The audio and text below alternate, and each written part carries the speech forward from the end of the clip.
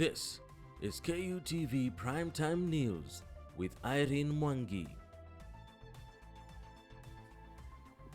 Thank you for staying tuned. Earlier on, we had an interview with former Machakos Senator Johnston Muthama and UDA party chairman concerning the 2022 political shift. Is Deputy President William Ruto bound to join UDA party? Listen in. Thank you so much, Honorable Johnston Muthama, for making time. I want us to talk about Ukambani politics and how it is turning out. We have seen you say that Honorable Kalonzo Musyoka, who is termed as the Kamba Kingpin, is not a leader. What brings this kind of tension between the two of you? What is the issue that has been attributed to the bad blood between you and Honorable Kalonzo? First of all, I don't believe in tribal politics. I don't believe with the so-called home turf of someone. I believe in well-organized and acceptable leadership that is based on the support of the masses.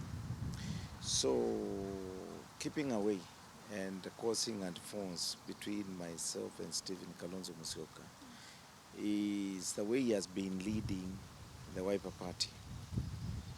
Number one, I've been insisting always for an open democratic process when it comes to nominations, which deliberately he has refused to adopt.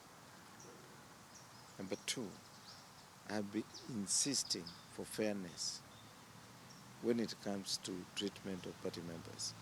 So my role in the party was to recruit members, and I was not interested with any political position within the party. And when I was recruiting members, I always told them that within the Wiper Party there will be open, fair, democratic process when it comes to nominations. So 2017, when things got worse, is when the party leader decided to choose who should be issued with the nomination certificate, and I was one of them. And since I was the voice of the voiceless, by encouraging them to be in the party because there will be fairness when it comes to nomination, I found not being able to have an answer to give to those who were shortchanged. Because I cannot work with my nomination certificate. Those who were denied, they do not know how mine was issued, and try to convince them that there was fairness. So I said, for me to demonstrate my principles and my stand, I will stand with those who were mistreated so that I can sympathize with them. And that was what made me leave the party. I was to be elected in Machakos. The other thing is what we call impunity in the leadership of the party. There are three serious issues that wherever there is an opportunity, either to get someone a job through the party or to have a nomination through the party or any favor within the party leader is always looking at his own nuclear members and family members. And he has never seen beyond that. For example, when Hala Job came out to be there, and Wiper had a chance to nominate one candidate, it was only Musyoka's son, the party leader's son, who was nominated. And he was so courageous to tell Kenyans that Wiper had only one name, which was not true. Kalonzo Musyoka has said in the public arena that you have misled him twice when it comes to national politics, and therefore he cannot trust you. He intimated to you sort of selling him as a cow is being sold in the market. What can be your defense concerning that particular sentiment? Let me tell you the truth about that. Kalonzo believes people should be there to fight his battles. So what, first of all, he expected was me to go to President Kibaki in 2013 and tell him he must. A word he could not, a statement he could not make himself. But he wanted me and the Musila and the Mutula to go to Kibaki and tell him, you must accept Kalonzo. But he was not ready to do that himself. So Uhuru tried to find a way of working together with Kalonzo. But Kalonzo was undermined, and he stood on one thing, that without telling Uhuru that he wants to be the presidential candidate, he could only tell President Uhuru at that time, Uhuru Kenyatta, the Deputy Prime Minister, that Kenyans should be given what they want. And when Uhuru tried to ask him, what does Kenyans want? He was non-committal to say it was himself. So when he woke up, it was too late. And me, I realized that Uhuru had no space for him. So Raila is a Kenyan. So I decided to go and work with Raila. And if that is what you call the kingpin of somewhere, when I indicated where I'm going, the community went where I was going, because, especially Ukambani people, because they knew my principles and my stand is firm. And I don't take chances, and I'm not looking for any handouts in politics. So he followed me there. 2017, I stood with Raila. And because he could not run at home in Ukambani and tell people, follow me, I'm going alone, he was forced to stay there.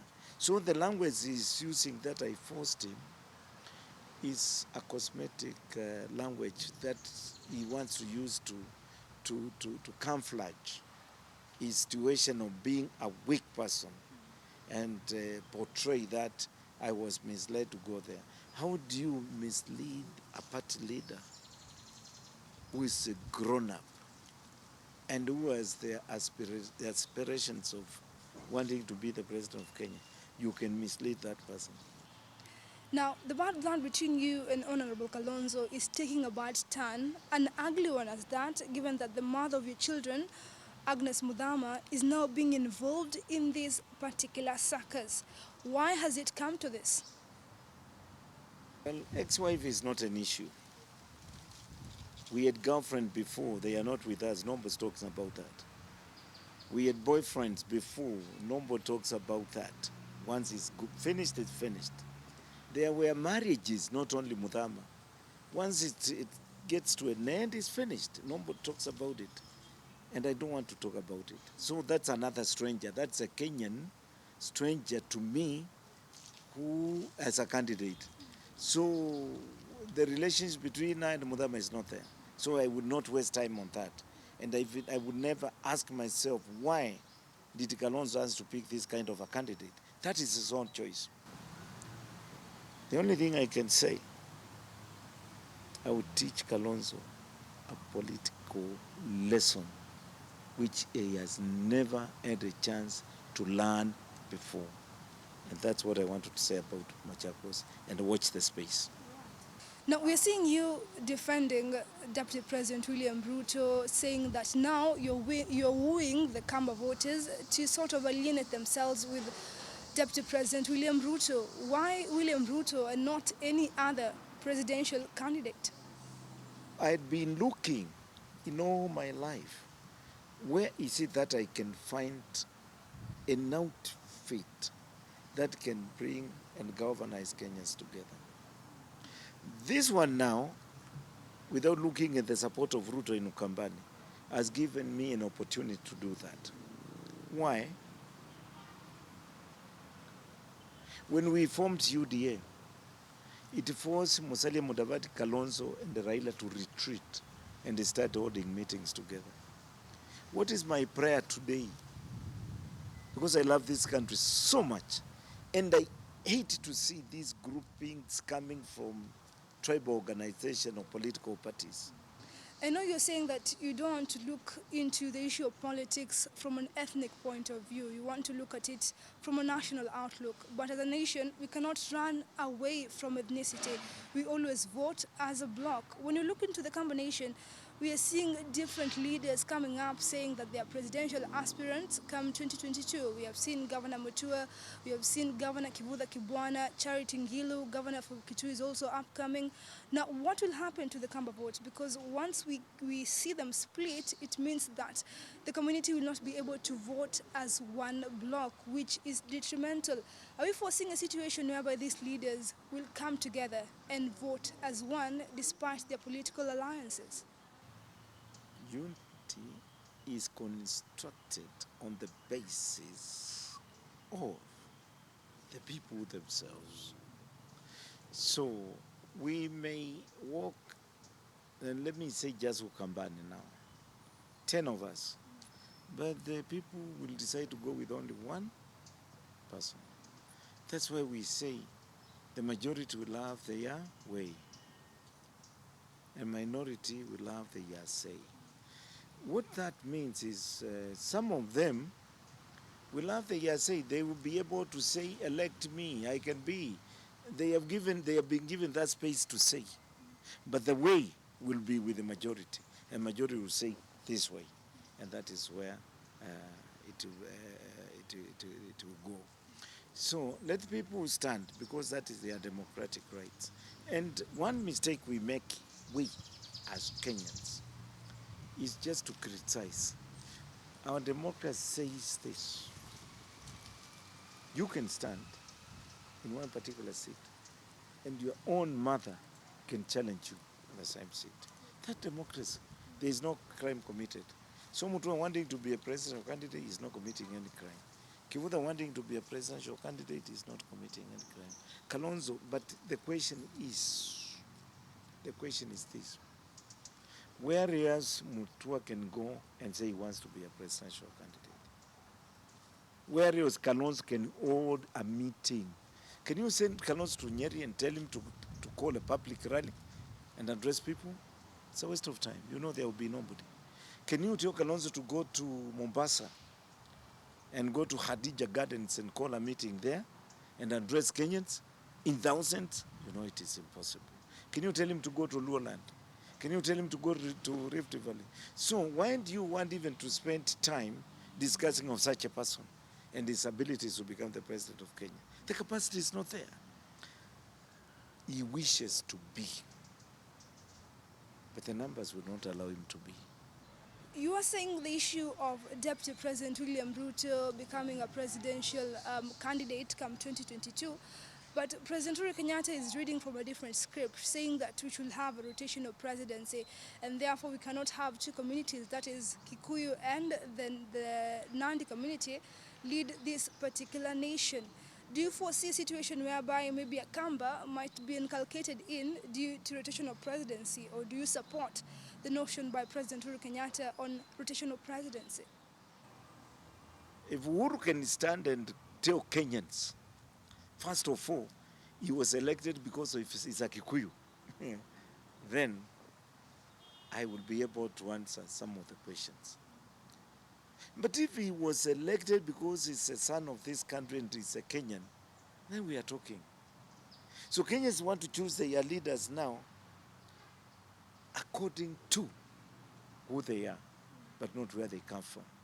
So rotational president, that is something that can be discussed, but not the way it is being discussed now. But do you know how it can be discussed? It's not what Uhuru is trying to do. No. It is not an individual's situation or push that he can bring to Kenyans and tell them this is what, no. Rotational presidents can be done in this way, through a strong political party like UDA now. We can say in our manifesto, in our constitution, we are going to make sure that if first 10 years Kenya was ruled by a law from our party, the next president must come from another corner of this country. That can be done within the party, but not in public barazas, what Uhuru is saying. When he talks about that, how does he want to have the same now implemented? How does he want it to be implemented? Because his party now does not control the country, and not one party that controls the country, except UDA. Why? Look at the by-elections which are taking place. The imminent by-election in Nairobi for gubernatorial position, we have already issued certificate to Margaret Wajiru. Not even ODM is ready to issue a certificate in Nairobi because they know they will lose. Jubilee is not ready to issue a certificate or nominate anybody. And that's why they are trying to play games to have a governor pass through the back door and find ourselves in the office of the governor. We are in Matugu. It's only ODM that fielded candidate there and ANC. Wiper does not have a candidate there. Fort Kenya does not have a candidate there. Jubilee does not have a candidate there. It's only UDA. Kapchai, the same. All other by-election within the wards, we have few candidates. So we are now when the most recognized national party in the Republic of Kenya. And how many months have we been there? 3. Give us another 9 months to make it 12 months.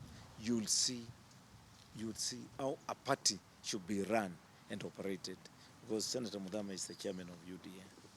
Now, from BBI, ODM party gave their plan concerning the issue of electing a presidential candidate come 2022. You are the party chairman of UDA party. Are we having plans of unveiling a presidential candidate ahead of 2022? Let us say this. It is also that pure and democratic right for ODM to field a presidential candidate. Nobody can deny them that. That is within their democratic rights. Number 2, they are free to field Mheshimiwa Raila Amolo Odinga for the 7th time. That is also their democratic right. They are also free to go to President Uhuru Kenyatta and tell him, give us your vote. Give it to Raila. Vote for Raila. And if you have friends, ask them to vote for Raila. Nobody's worried about that. That is democratic rights. Jubilee can also stand and say, although the party leader of Jubilee is President Kenyatta and he is going home, his deputy is Ruto and is supposed to, who should step in and take the leadership of Jubilee. But now, because of 1, 2, 3, Ruto is not going to be second in command when it comes to the party. They can still take Jubilee and ask Jubilee to support Raila Amolo Odinga. That is all their democratic rights. So they are free to do that. Where we are standing, we are saying in UDA, since President Kenyatta, you are leading the party that formed the government we have today, we also want to ask you to come and support UDA. And support UDA and include the UDA's presidential candidate. We will also go to Deputy President Ruto and tell him, look, this house of yours is burning. Your bosses agree to support us. Come and support us. If he will ask us, what about if I come? Will you make me your presidential candidate? We will tell him that Democrats will decide that for every UDA member who may wish and want to be a presidential candidate. So that decision will be made there, and we will decide in which way to go. If Kalonzo feels cold outside there, he can still come and join UDA.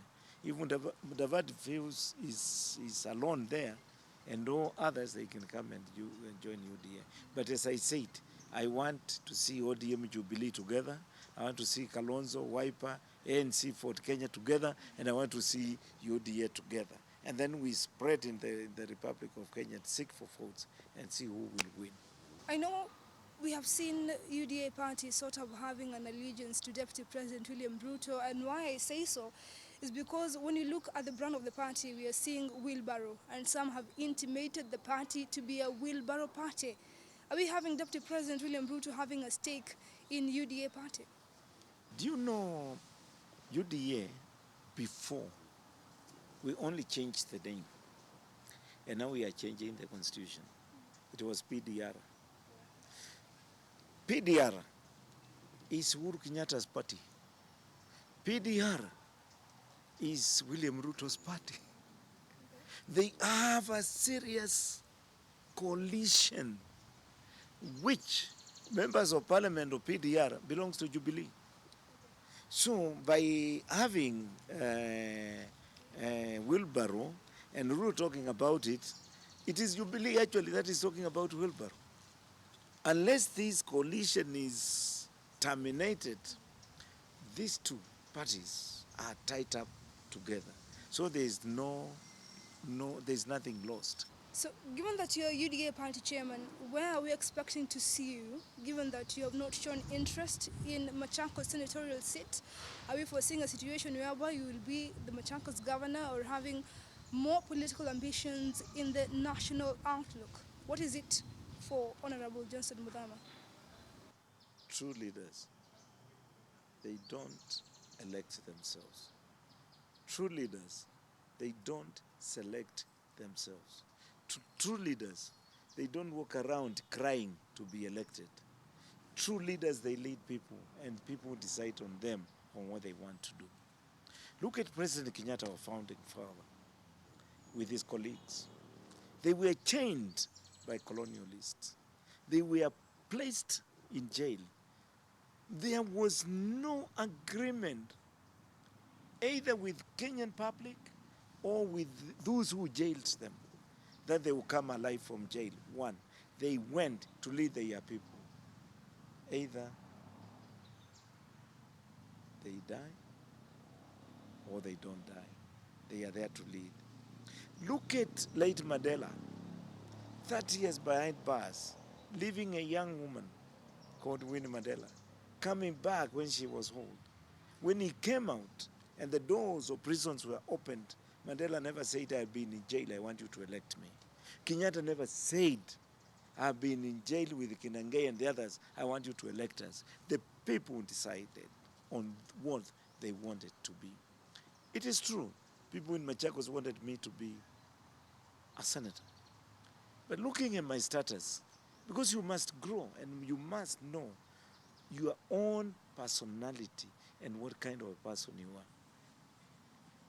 I was a member of parliament. There's no way I can stand as a member of parliament now. I was a senator. There's no way I can stand as a senator now.